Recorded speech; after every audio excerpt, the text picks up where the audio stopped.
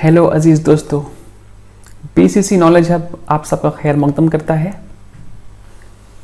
आज हम आपके सामने एक चैप्टर लेके आए हैं जिसका नाम है चारपाई। ये एक इंशाइया है और इसको लिखा है रशीद अहमद सिद्दीकी ने। ठीक है, तो अभी आप सोच रहे होंगे कि हम चारपाई लेके कहाँ से आ गए।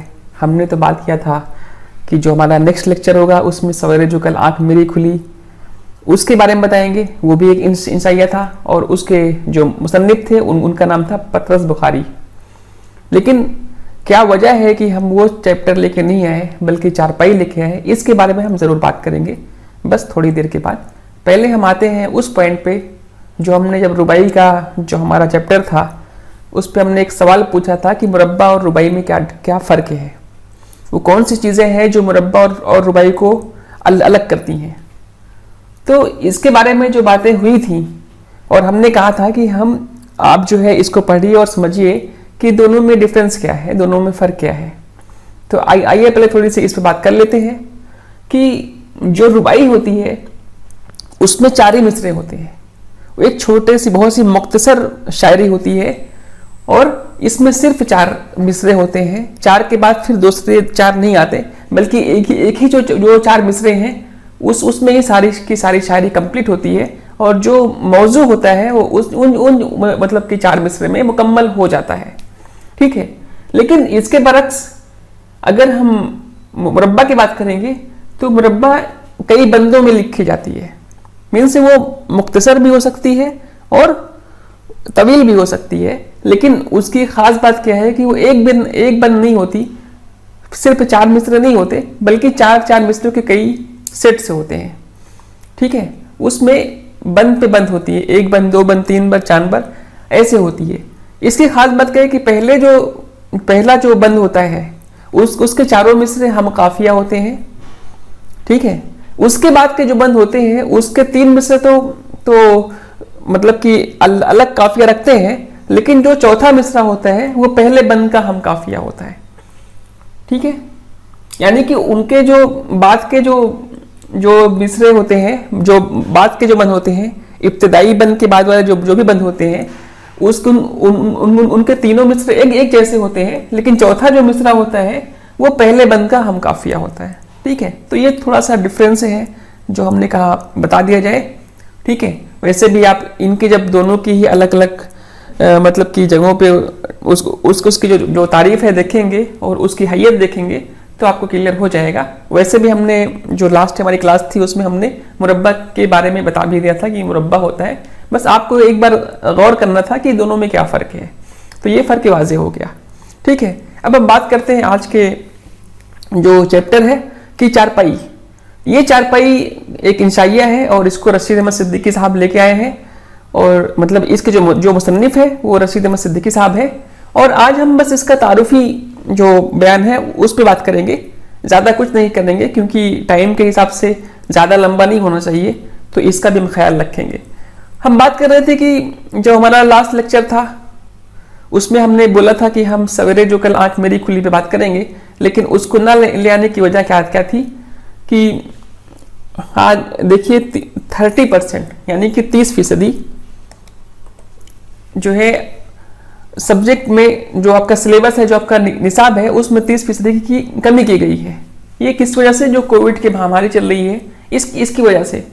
तो इस वजह से हम सवेरे जो कल आँख मेरी खुली का जो सब्जेक्ट था वो हम अभी नहीं ले रहे हैं क्योंकि अभी 2020-21 के सत्र के हिसाब से ये जो है आपके एग्जाम में नहीं पूछा जाएगा। तो पहले हम थोड़ा देख लेते हैं कि आपके सब्जेक्ट में क्या नहीं पूछा जाएगा। ठीक है, पहले यहाँ से शुरू करते हैं। इसमें क्या लिखा है कि कोविड-19 महामारी के कारण शैक्षिक सत्र 2021 के में विद्यालयों में समय से पठन पाठन कार्य न हो पाने की स्थिति में सम्यक विचारोपरांत विषय विशेषज्ञों की समिति द्वारा निम्नवत 30% पाठ्यक्रम कम किए जाने की अनुशंसा की गई है। यानी कि ये जो कोविड की महामारी है इसकी वजह से जो है हमारे जो उर्दू का सब्जेक्ट या और भी जो भी सब्जेक्ट है सब में 30% की कमी की गई है। ठीक है, निसाब में या सिलेबस में। ठीक है, तो क्या चीज़ नहीं पूछा जाएगा? आप देख लीजिए। पहली चीज़ है कसीदा और मरसिया के बारे में, जो असनाफ अदब है उसमें कसीदा और मरसिया के बारे में आपको इसकी तारीफ या इसके बारे में नहीं पूछा जाएगा। इस तरह से पतरस बुखारी साहब का जो इंशाइया था, सवेरे जो कल आंख मेरी खुली, वो नहीं पूछा जाएगा। इसी तरह से राजेंद्र सिंह बेदी साहब का जो गर्म कोट था वो नहीं पूछा जाएगा। और अल्ताफ हुसैन हाली साहब का जो मौलवी अब्दुल हक के बारे में था वो नहीं पूछा जाएगा। इस तरह से अगर आप हिस्से नस्र में देखेंगे तो उसमें मीर और दाग साहब का जो चैप्टर है वो नहीं रहेगा, और गालिब मोमिन और आतिश साहब की जो भी शायरियाँ हैं वो नहीं रहेंगी, जो नज़मियात हैं वो नहीं रहेंगी। और नज़मियात में नज़ीर अकबर आबादी, अख्तरुल ईमान और जो कसीदा है मोहम्मद रफ़ी सौदा साहब का, वो सब नहीं रहेगा। ठीक है, इतना सिलेबस में कमी की गई है। और क्या क्या पूछा जाएगा इसके बारे में है कि देख लीजिए। उर्दू विषय में 70 अंक का लिखित प्रश्न पत्र होगा तथा 30 अंक का आंतरिक मूल्यांकन विद्यालय स्तर पर किया जाएगा। यानी कि जो एग्जाम में है आएगा वो 70 अंक का रहेगा। 30 अंक जो है वो मतलब कि 30 नंबर का जो मूल्यांकन है या फिर आपके जो स्कूल है वो करेगी आपके टैलेंट के हिसाब से। बाकी जो 70 नंबर का जो क्वेश्चन है वो एग्जाम में आएगा। ठीक है, तो वो भी दो भाग में है, एक हिस्सा आ है, हिस्सा अलिफ है, और हिस्सा बे है, या उसको खंड और खंडभा में कह दीजिए हिंदी में। ठीक है, तो 35-35 नंबर के दोनों रहेंगे। मतलब कि आपका जो ग्रामर पार्ट है वो भी 35 नंबर का, और यानी कि जो कवायद है वो 35 नंबर का, और जो मेन कोर्स है आपकी उर्दू की नई किताब है जो उससे ही 35 नंबर का लिया जाएगा। तो ग्रामर में क्या क्या रहेगा? पहली चीज है व्याकरण के केवल उन्हीं तत्वों पर बल दिया जाएगा जो भाषा के प्रयोगात्मक ज्ञान और उसके लेखन एवं संभारण पर आधारित है। यानी कहने का मतलब इसमें फेल, जमीर, इन सब के बारे में पूछा जाएगा। ठीक है, ये 6 नंबर का रहेगा। ये बहुत ही बेसिक है, जो शुरू से ही आप पढ़ते आ रहे हैं कि इसमें किसे कहते हैं, इसकी कितने किस्में हैं, इस तरह से फेल किसे कहते हैं, फेल की किस्में कितनी है, जमीर की किस्में कितनी है। ठीक है, तो ये चीज़ें जो है आप पहले से भी पढ़े हैं, 9th में पढ़े हैं, और उससे पहले भी अगर उर्दू कवायद पढ़ते रहे हैं क्लास 6 से लेके 8 तक, तो उसमें भी बताया गया है। और हम भी इसके बारे में थोड़ा थोड़ा चैप्टर मतलब कि क्लास का जो है वीडियो डालते रहेंगे, जिससे आपको जो है रिविजन होता रहे। लेकिन ये ऑलरेडी आपने पढ़ रखा है, ये बहुत बड़ी चीज़ नहीं है कि इसमें किससे कहते हैं, उसकी किस्में कितनी है, ज़मीर क्या है, फेल क्या है। ठीक है, तो ये सब चीज़ें इसमें 6 नंबर का पूछा जाता है मेनली इसमें, और उसकी किस्में बहुत बार पूछी गई है। ठीक है, दूसरी चीज़ है कि साहित्यिक विधाएं, यानी कि असनाफ अदब। असनाफ अदब में से देखिए नावल के बारे में पूछा जाएगा, अफसाना और नज्म, ये 3 चीज़ें पूछी जाएंगी। जो हमने 6-10 मतलब कि क्लास लिए थे इसके बारे में, उसमें से 3 बहुत इंपॉर्टेंट है, वो है नावल, अफसाना और नज्म। ठीक है, जो सुनाते हैं ये देख लीजिए, हुस्न तालील, मरातुन नज़ीर, तजाद, तलमी, लफ़ोनश, तजनीस, तशबी और इस्तिआरा। ये सब चीज़ें हमने ऑलरेडी आपको बातें कर ली हैं, वो सब आप ज़रूर देख लीजिएगा। ठीक है, मुहावरात व ज़रबुल मिसाल, अभी इस पर हमने बात नहीं की है, बट छोटे छोटे लेक्चर्स इस पर हम डाल देंगे, 1 या 2 क्लास में ख़त्म हो जाएगा, बहुत नहीं है। ठीक है, और इसके बाद है निबंध लेखन, मतलब मजमून निगारी, वो आप पढ़िए। और अपठित यानी गैर दरसी नसरी इक्तबास व उनका खुलासा, ये कुछ आपके एग्जाम में कुछ जो आपने नहीं पढ़ी है उसमें से कुछ दे दिया जाएगा और उसका खुलासा लिखना रहेगा।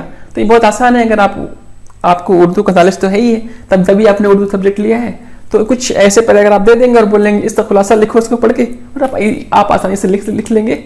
और इस तरह से आप जो एग्जाम में जैसे क्वेश्चन से आते हैं उसको एक बार पुराने जो भी क्वेश्चन पेपर है उसको देखिए और समझिए कि जो गैर दरसी नसरी इक़्तिबास है उसमें क्या पूछा जाता है। ठीक है, अब आते हैं आपके मेन कोर्स में क्या क्या चीज़ें हैं। ये भी 35 नंबर का टोटल रहेगा, जिसमें से ये गद्यांश का हिस्सा मतलब हिस्सा नस्र है वो 10 नंबर और 14 नंबर का मतलब 4 नंबर का रहेगा।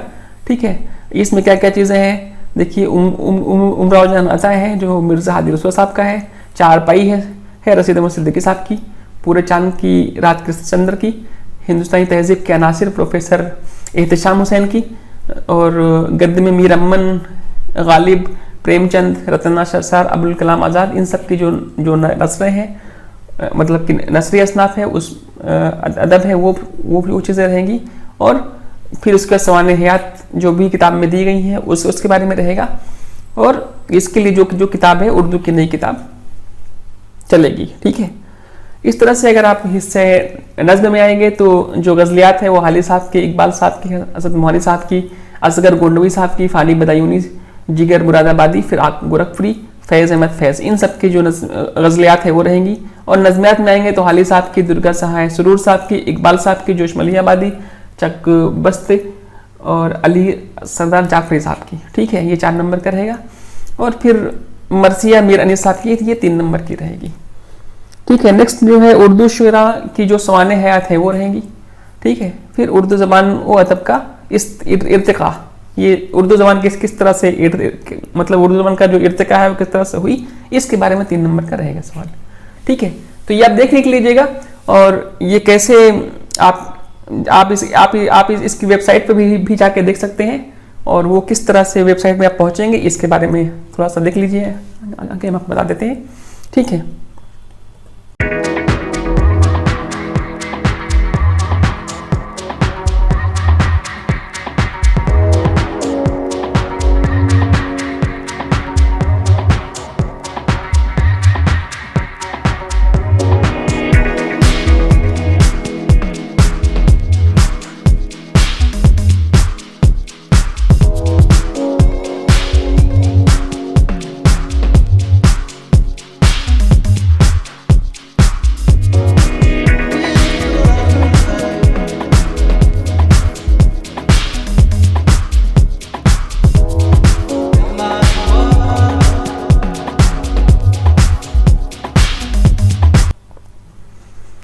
अब देखिए आज का जो सब्जेक्ट है, आज हम जो सब्जेक्ट लेके आए हैं उसका नाम चारपाई है, और चारपाई के जो मुसन्निफ हैं उनका नाम है रशीद अहमद सिद्दीकी साहब, और ये एक इंशाइया है। ठीक है, इंशाइया किसे कहते हैं इसके बारे में हमने लेक्चर 10 ऑलरेडी लिया हुआ था। आपके उर्दू कवायद के जो लेक्चर था उसका लेक्चर 10 आप देख सकते हैं, आप उसको फिर से देख सकते हैं अगर आपने नहीं याद है या रिवाइज करना है तो कर लीजिए। और लास्ट क्लास में भी हमने बताया था कि इसको आपको रिवाइज करना है। ठीक है, तो इंशाइया की खास बात क्या है कि इंशाइया का जो अहम मकसद है वो मुसरत और लुत्फ फराहम करना होता है। यानी इसको पढ़ने के बाद आपको जो है एक लुत्फ फराहम होगा, आपके दिल में एक मुसरत आएगी, तो वही चीज़ है इंशाइया। ठीक है, ये बहुत ही मुख्तसर मजमून है जो कि मतलब कि एक, अगर आप इसको इंग्लिश से बोलेंगे तो एक लाइट इसी की तरह है। ठीक है, और इसका जो दिलकशी का जो राज है इसकी शगुफ्तगी और बेतकल्लुफी है। अभी देखते हैं कि इसमें जो आपके बुक में दिया हुआ है इंशाइया के बारे में वो क्या है। तो अंग्रेजी में इंशाइया और मजमून दोनों के लिए ईसे की इस्तिलाह राइज है, यानी कि दोनों ही ईसे की तरह है। चलिए इसे ही है, बस थोड़ा फर्क क्या है कि जो मजमून है तो है उसमें संजीदगी की बातें भी होती हैं, काफ़ी नसीहत है आमेज बातें होती हैं। लेकिन जब इंशाइया आप पढ़ते हैं तो इंशाइया का जो मकसद होता है वो मुसरत और लुत्फ फराहम करना होता है, तो उसमें मज़ाहिया चीज़ें होती हैं, तंज़ मज़ा होता है, ये सब चीज़ों की ज़्यादा इंपॉर्टेंस होती है। ठीक है, तो इसका मकसद ही अलग है। और इसमें क्या होता है, कोई भी संजीदा बातें हैं उसको भी लुत्फ के साथ बयान कर दी जाती हैं। ठीक है, इंशाइया अदब की ज़हनी रो और अदबी इसलोब का आयनादार होता है। इंशाइया निगार जिंदगी की आम या ख़ास बात या कैफियत को अपनी इब्तिदा, इल्मियत और शगुफ्ता निगारी से पुरलुत्फ अंदाज में बयान कर देता है। इब्तिदा में तमसीली इंशाइया भी लिखे गए, उन्हें रमजिया कहा जाता है। उनकी बेहतरीन मिसाल मोहम्मद हुसैन आज़ाद की किताब नेरंग ख्याल है। सर सैयद शिबली, हाली और ख्वाजा हसन निज़ामी से लेकर नियाज फतेहपुरी, सैयद आबिद हुसैन, ख्वाजा गुलामुस्सैदैन, मोहम्मद मुजीब, रशीद अहमद सिद्दीकी और उनके बाद के लिखने वालों की बाज़ तहरीर इंशाइया भी कही जा सकती हैं। ठीक है, यानी कि इन्होंने तो लिखी है रशीद अहमद सिद्दीकी तक, इसके बाद जो भी मजमून लिखने वाले हैं उसको या तो आप मजमून कह सकते हैं या इंशाइया कह सकते हैं, दोनों भी हैं। कन्हैया लाल कपूर, मुश्ताक अहमद यूसुफी, यूसुफ नाजिम, वजीर आगा और मुश्तबा हुसैन वगैरह हमारे ज़माने के मुमताज़ इंशाइया निगार हैं। तो ये थोड़ा सा इंशाइया के बारे में दिया है, लेकिन हम आपसे दरख्वास्त करेंगे कि हमारा जो उर्दू कवायद का लेक्चर 10 है उसको आप पढ़िए, उसके बारे में तो आपको इंशाइया के बारे में और अच्छे से पता चल जाएगा। इसकी 2 चीज़ें होती हैं इंपॉर्टेंस, वो होती है फिजा और इसलोब, वो भी आप उस चैप्टर में जाके देख सकते हैं। ठीक है, अब बात करते हैं रशीद अहमद सिद्दीकी साहब की, और इनके सवाने हयात पे थोड़ी सी बातें हो जाए जो आपके बुक में दिया हुआ है। चलिए, रशीद अहमद साहब की जो पैदाइश हुई है वो 1896 ईस्वी में हुई है। ठीक है, यानी रशीद अहमद सिद्दीकी साहब जो है जब पैदा हुए तो वो ईस्वी थी कौन सी, 1896 ईस्वी। ठीक है, तो देखते ही आपके इसमें क्या लिखा हुआ है कि रशीद अहमद सिद्दीकी उत्तर प्रदेश के शहर जौनपुर के एक कस्बे में पैदा हुए। इनकी जो पैदाइश हुई है वो जौनपुर में हुई है। उन्होंने इब्तदाई तालीम जौनपुर में हासिल की और उसके बाद आला तालीम की गर्ज से अलीगढ़ यूनिवर्सिटी में दाखिला लिया। एमए करने के बाद वहीं मुलाजिम हो गए। जब अलीगढ़ मुस्लिम यूनिवर्सिटी में शोबे उर्दू कायम हुआ तो रशीद अहमद सिद्दीकी उसके सदर बनाए गए। उन्हें अलीगढ़ बहुत अजीज था, उन्होंने सारी जिंदगी वहीं गुजारी। तो ये जो पहला पैराग्राफ है इनके सवाने हयात के बारे में कि आप जो है 1896 ईस्वी में पैदा हुए और आपका जो जहां पैदा हुए उसका नाम है शहर जौनपुर, और वो जौनपुर के एक कस्बे में पैदा हुए। ठीक है, और इनकी जो इब्तदाई तालीम है, यानी कि जब उन्होंने शुरुआत की अपनी पढ़ाई की तो वो जौनपुर से ही शुरू की और उसके बाद आला तालीम हासिल करने की गर्ज से वो अलीगढ़ यूनिवर्सिटी में दाखिला ले लिए। ठीक है, और वहाँ उन्होंने एमए तक की पढ़ाई की। एमए करने के बाद वो वहीं पे मुलाजिम हो गए। और जब अलीगढ़ यूनिवर्सिटी में शोबे उर्दू कायम हुआ, पहले मतलब शोबे उर्दू कायम नहीं हुआ था, इसके बाद जब कायम हुआ तो उसके सदर बन गए। ठीक है, और फिर उन्होंने अपनी सारी जिंदगी अलीगढ़ में ही गुजारी क्योंकि उनको अलीगढ़ बहुत पसंद था। ठीक है, और दूसरा पैराग्राफ देखिए कि रशीद अहमद सिद्दीकी ने तालिब इल्मी के ज़माने ही से लिखना शुरू कर दिया था। इनके मज़ामीन तंज़ और ज़राफ़त के आला नमूने हैं। वो उमूमन इशारों, किनायों और चुटते हुए जुमलों में अपनी बात कहते हैं। मिलते जुलते लफ्ज़ों और मतज़ाद लफ्ज़ों को एक नए अंदाज से इस्तेमाल करते हैं। इनके मौज़ूआत में तन्नू है। माशरती, सियासी और अदबी मसाइल पर जब वो कलम उठाते हैं तो उनके तर्ज तहरीर को समझने वाला कारी उनकी नुक्ता रस्सी की दाद दिए बगैर नहीं रहता। इनके यहाँ दिलचस्प फिक्रों, नादिर तशबीहों, मानी खेज इशारों, बरजस्त लतीफ़ों और पुरलुत्फ अंदाज बयान की वजह से निराली अदबी शान पैदा हो जाती है। रशीद अहमद सिद्दीकी को अदबी मज़ाह निगारी के मैदान में सबसे पहला और बाज़ लोगों की नज़र में अहम तरीन मुसन्निफ करार दिया जाता है। इन दोनों मुश्ताक अहमद यूसुफी इस तर्ज के बेहतरीन नुमाइंदे हैं। तो देखिए दूसरा पैराग्राफ क्या बोल रहा है कि आप जो है जब अपनी ये तहरीर शुरू की है, लिखना शुरू किया, तो ऐसा नहीं है कि वो जब मुलाजमत पे कायम हो गए या तब शुरू किया, ऐसा नहीं है, बल्कि वो शुरू से ही जब वो स्टूडेंट थे तभी से लिखना शुरू कर दिया था। यानी कि बहुत पहले से ये तहरीर मतलब कि मजमून निगारी या तहरीर निगारी किया करते थे। और जो इनके मज़ामीन हैं उसमें तंज़ और ज़राफ़त के आला नमूने मिलते हैं।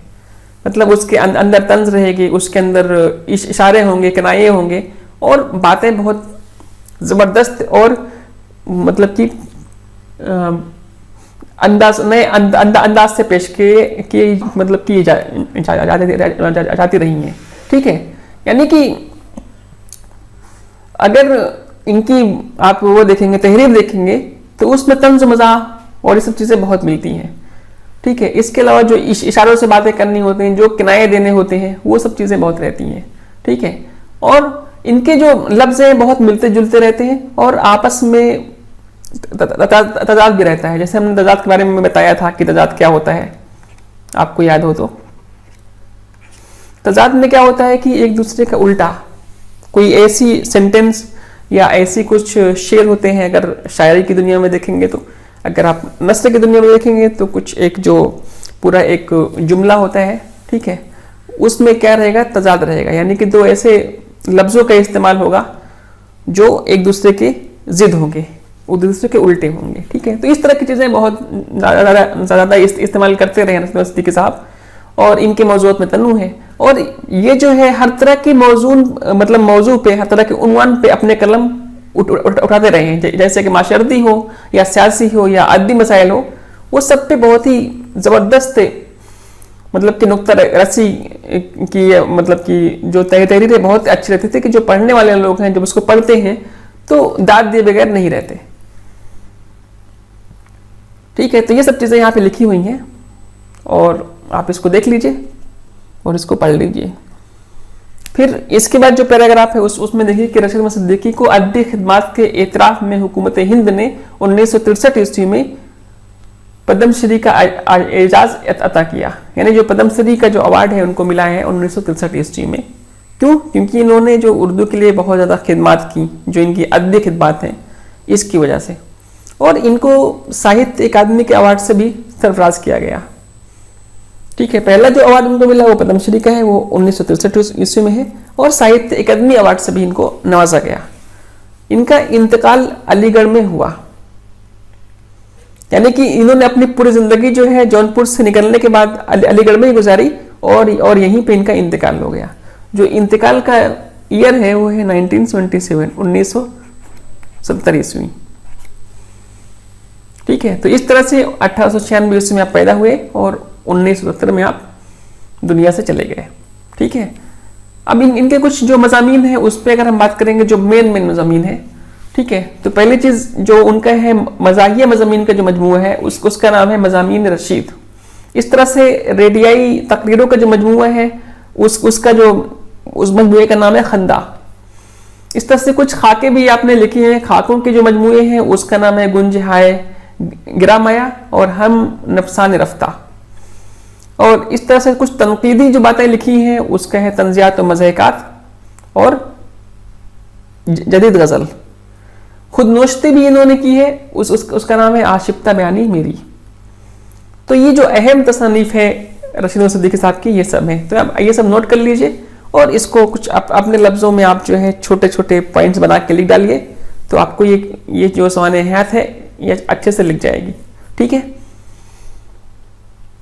अब इसके बाद हम शुरू करते हैं जो इनकी इंशाइया है चारपाई। और आज हम ज़्यादा नहीं लेंगे कि ये टोटल जो चारपाई है ये 9 पैराग्राफ में है। टोटल आप देखेंगे इस जो ये तहरीर है ये 9 पैराग्राफ में है। तो हम इसको कवर करेंगे आज के लेक्चर को लेके 3 लेक्चर में, यानी कि इसके बाद 2 लेक्चर और होंगे जो चारपाई पे ही बात होगी। ठीक है, तो आज हम इसका पहला जो पैराग्राफ है उसको लेते हैं। आप इसमें लिखेंगे किस तरह से तशबीह की बात हुई है, किस तरह से इश्तिहारात यहाँ पे हैं और किस तरह से किनाया पे बातें की गई हैं और कैसे लफ्ज़ों का इस्तेमाल इन्होंने किया है। आपको पूरी एक ही पैराग्राफ पढ़ेंगे तो आपको वो जो तंज मज़ा है वो इसमें दिखेगा। ठीक है, तो आइए पढ़ते हैं पहला पैराग्राफ। चारपाई और मजहब हम हिंदुस्तानियों का ओढ़ना बिछौना है। हम इसी पर पैदा होते हैं और यहीं से मदरसे, ऑफिस, जेलखाने, कौंसिल या आखिरत का रास्ता लेते हैं। चारपाई हमारी घुट्टी में पड़ी हुई है, हम इस पर दवा खाते हैं, दुआ व भीख भी मांगते हैं, कभी फिक्र सुखन करते हैं और कभी फिक्र औम। अक्सर फाका करने से भी बाज नहीं आते। हमको चारपाई पर इतना ही एतमाद है जितना बरतानिया को ICS पर, शायर को काफिया पर या तालिब इल्म को गुल गपाड़े पर। ठीक है, तो ये पहला पैराग्राफ है जिसमें इन्होंने पहली बात तशबीह दी है किसको, चारपाई को मजहब से। कैसे, क्यों तशबीह दी गई है ये चीज समझिए पहले।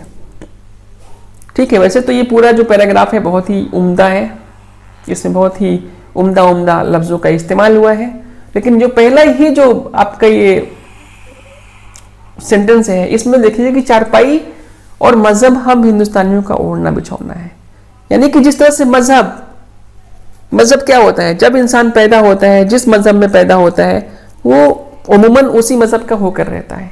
यानी अगर वो मुस्लिम घर में पैदा हुआ तो मुस्लिम ही रहता है, जब वो हिंदू घर में पैदा हुआ तो हिंदू ही रहता है, ईसाई धर्म में पैदा हुआ तो ईसाई रहता है, सिख धर्म में पैदा हुआ तो सिख रहता है, या और भी दूसरे जो मज़ाहिब हैं उन मज़हब में पैदा होता है तो वो उसका ही होकर रहता है। ये उम्मन कभी कभी क्या होता है कि लोगों को दूसरा मज़हब पसंद आ रहा है तो वो मज़हब को अपने बदल लेते हैं, वो अलग चीज़ है। बट अगर आप जनरली देखेंगे तो वो क्या होता है, जिस मज़हब में पैदा होते हैं वो उसके ही हो जाते हैं। यानी उनकी पैदाइश जो है होते ही एक मज़हब उनके ऊपर कायम हो जाता है कि आप हिंदू घर में पैदा हुए आप हिंदू हैं, आप मुस्लिम घर में पैदा हुए आप मुस्लिम हैं। तो इस तरह से पैदा होते ही आपके साथ मजहब जुड़ जाता है। इसी तरह से जब इंसान की पैदाइश होती है, जब पैदा होता है तो एक चारपाई भी पैदा होता है, नहीं चारपाई भी उसके मतलब उससे जुड़ गई, वजूद से जुड़ गई। मजहब जिस तरह से वजूद से जुड़ गया उसी तरह से चारपाई भी मजहब से जुड़ गई। तो इसका जो जो तस्बीह दी गई है मजहब से, वो क्यों दी गई है, वजह क्या है, गर्ज तस्बीह क्या है? गर्ज तस्बीह यही है कि पैदा होना, कि जब इंसान जो है पैदा होता है तो एक मजहब मिल जाता है। इस तरह से जैसे ही पैदा होता है उसको एक चारपाई दे दी जाती है, वो इस चारपाई पे पैदा होता है। ठीक है। अब दूसरा जो सेंटेंस है कि हम इसी पर पैदा होते हैं और यहीं से मदरसे, ऑफिस, जेल खाने, कौंसिल, आखिरत का रास्ता लेते हैं। यानी कि ये पूरी जिंदगी की बात यहीं से कर दी गई, पैदा हुए और आखिरत का रास्ता। अगर आप देखें पैदाइश से लेके आखिरत, आखिरत मतलब वफात या मौत हो जाने की बात कर रहे हैं कि तो पैदा होते हैं चारपाई पे और मरते हैं चारपाई पे। एक चीज ये हो गई। दूसरी चीज क्या है, जब भी आप मदरसे, ऑफिस या जेल खाने कहीं भी जाते हैं तो आप चारपाई से उठ के ही जाते हैं। आप रात में सोएंगे चारपाई पे, उठेंगे, तैयार होंगे चारपाई से, उठने के बाद ऑफिस, जेल खाने या कौंसिल कहीं भी जा रहे हैं तो आप चारपाई से होके जाएंगे। तो यानी कि चारपाई आपकी जिंदगी का सबसे खास हिस्सा बन जाती है। ठीक है। अभी जो चारपाई, आजकल चारपाई का रंग बदल गया है। पहले जो चारपाई थी वो दूसरे तरह से होती थी, जो अब कम मिलती है, गाँव में तो फिर भी मिलती हैं, बट शहरों में अब बेड नाम दे दिया गया है और बेड भी अलग अलग तरह से बहुत ही डिजाइन में आने लगे हैं। ठीक है। तो मगर वो है तो चारपाई ही, चारपाई मतलब जिसके चार पाए हों। तो जो चार पाए हैं वो तो है ही है। ठीक है। तो कोई भी चीज जो चार पाए हैं, मतलब चार पाए वाले हैं, वो चारपाई कही जा सकती है जब उस पर लेटा भी जाए, उस पर बैठा भी जाए, उस केस में। ठीक है। जो अगला जो सेंटेंस है कि चारपाई हमारी घुट्टी में पड़ी हुई है, मतलब चारपाई हमारे नस नस में बसी हुई है। ठीक है। हम इस पर दुआ खाते हैं, दुआ व भीख भी मांगते हैं। तो अब आदमी लेटा हुआ है, उसको दवा पकड़ा दिया गया, अगर वो बीमार है तो वो उठ के तो जाएगा नहीं, उसी चारपाई पे पड़ा रहेगा। जब उस चारपाई पे पड़ा हुआ है तो उसको दवा दे दी जाती है, आप दवा खाइए, फिर आराम करिए। इवन दुआ करना होता है तो आदमी लेटे लेटे अल्लाह ताला से या गॉड से दुआ कर रहा होता है। भीख मांगते हैं तो एक चारपाई लगा दी जाती है, उस पर बैठ जाते हैं और भीख मांगते हैं। कभी फिक्र सुखन करते हैं। फिक्र सुखन का मतलब होता है शेर कहना। यानी कोई अगर शायर है तो वो क्या करेगा, खाने के बाद या जो भी है, या फिर चुपचाप लेटा हुआ है तो अब कुछ शेर के बारे में सोच रहा है कि आज हमारी शायरी कैसी होनी चाहिए और हम क्या शेर कहना चाहते हैं। तो आंख बंद किया, लेट गया और फिक्र सुखन के लिए गुम हो गया। और कभी फिक्र कौम करते हैं, कभी कभी जो इंसान है उनको कौम की फिक्र होती है तो भी चारपाई पे लेटे लेटे हम क्या कर सकते हैं अपनी कौम के लिए, तो उसके बारे में सोचते रहते हैं और अक्सर फाका करने से बाज नहीं आते। अब चारपाई जो है एक तरह से कभी कभी क्या करती है, आपको जो है सुस्ती पैदा कर देती है। तो आप पड़े हुए होते हैं, आपको खाने का मन नहीं होता, बस पड़े रहो, सोते रहो। तो इस तरह से फाका कसी भी हो जाती है।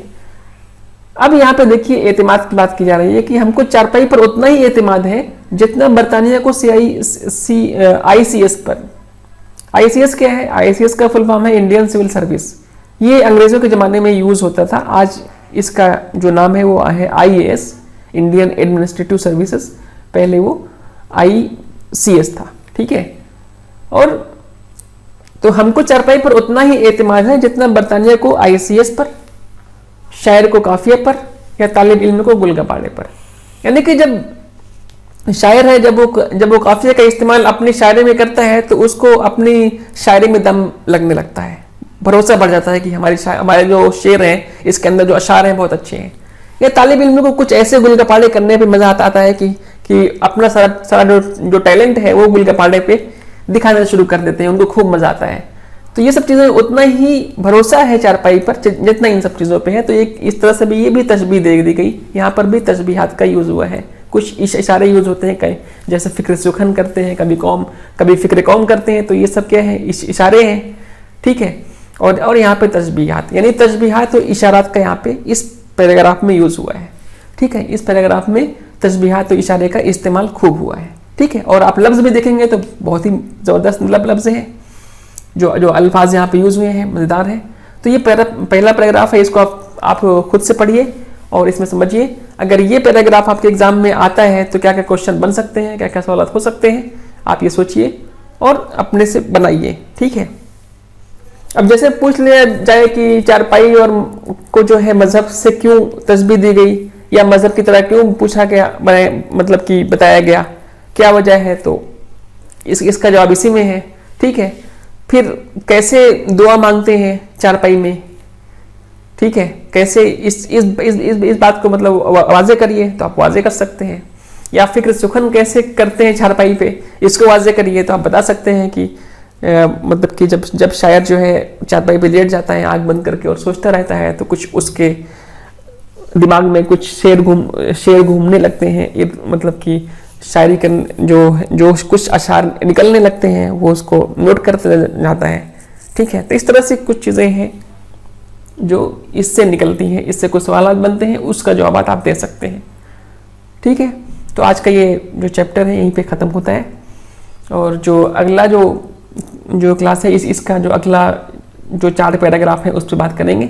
ठीक है, और कुछ समझेंगे, कुछ सवाल भी देखेंगे, और उसके जो जवाब हो सकते हैं उस पर बात करेंगे। ठीक है, लेकिन आप ये जो चैप्टर है इसको आप खुद पढ़िए और देखिए किस तरह से रशीद सिद्दीकी साहब ने इसको इंशाइया निगारी इसमें की है, और तस्बीहात, इशारात और इस्तिआरात किस तरह से यहाँ पे यूज़ किया गया है। ठीक है, तो फिर मिलते हैं अगली नशिस्त में। अल्लाह हाफिज़।